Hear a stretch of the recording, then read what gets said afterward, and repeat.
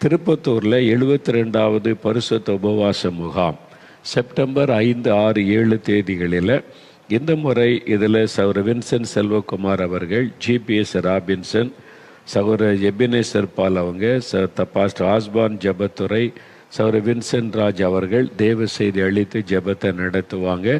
இதில் பங்கு பெற்ற இந்திய தேசத்துக்காக இது 72வது உபவாச வருஷத்தில் 2 முறை நடக்கிறது. பிப்ரவரி மாதம், இது செப்டம்பர் மாதத்தில். இது தொடர்ச்சியாக சாம் ஜெபத்துறை இருந்த காலத்திலிருந்து நடத்தப்பட்டு வருவது. அதில் பங்கு பெற்று தேசத்துக்காக ஜெபிக்க அழைக்கப்படுகிறீர்கள்.